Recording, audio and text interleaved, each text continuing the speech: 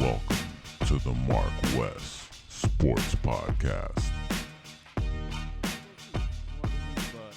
I think next up is the Benjamin Report. We should talk about some high school. I know Mark has got some stuff to get off his chest on high school. So you know the Benjamin Report is always live. You know we're going to hand it over to Mr. Benjamin. I mean, it was just two big games last night, obviously playoff games with four of the best teams in South Florida with Cardinal Gibbons, Gulliver.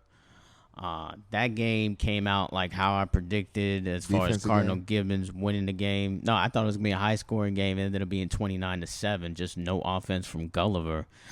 Unfortunately for Gulliver, their season has come to an end. So Cardinal Gibbons moves on, and I feel like they are the favorite to win 4A. Okay. Brody Pelleggi, who already won a championship with Cardinal Gibbons already as their starting quarterback, could be on his way to winning too. Why not? So we'll see. I mean, if things were a little differently, maybe if all the teams were playing from South Florida, maybe that would be different. Maybe. Asterisk. But and they're still gonna claim that championship nonetheless if Why they not? win it. The other big game, obviously, was American Heritage and Miami Northwestern. Unfortunately, Miami, for Liberty City fans, Miami Northwestern lost to American Heritage 12-3. It was a defensive struggle throughout this game. And that's the game you said you was going to go to? Yeah, that's the game I was at. Yeah, you said that was going to be the defensive game, and it's Yeah. exactly what your That's ass what said. happened. Yeah, yeah. It was a low scoring game. Unfortunately, there were not a lot of big plays, but there were 4 turnovers by Northwestern that were basically critical.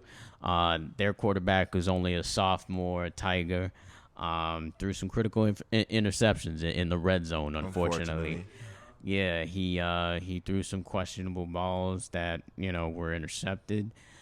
In the red zone is probably the key part because they could have scored those couple of times.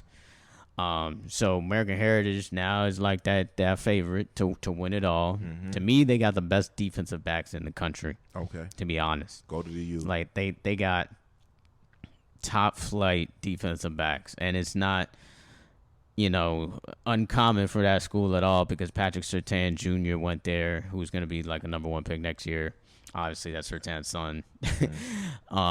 And Tyson Campbell, also a 5-star coming out of that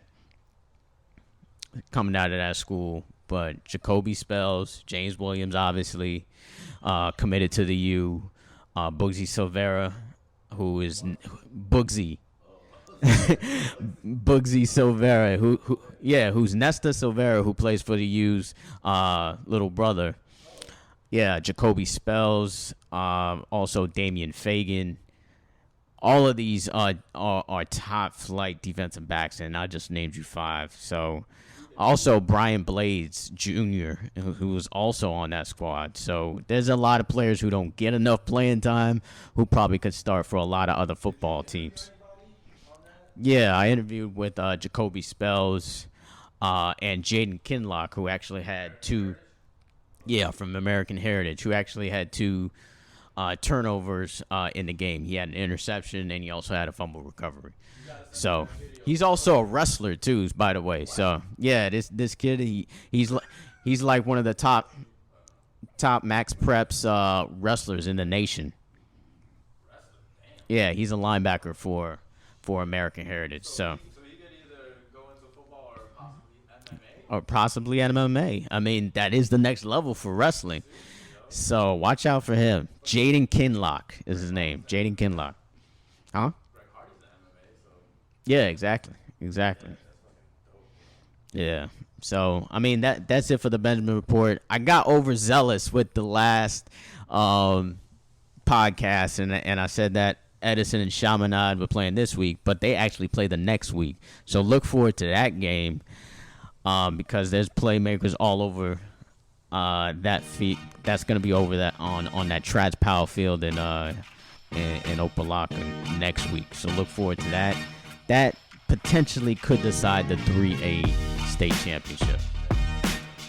I don't really know what we got next. Gator, 2 big plays in this game, especially the interception over there at the end zone. If you could just take me through that play and what you saw. Man, he told me to get the running back. Got the running back and threw it straight to me.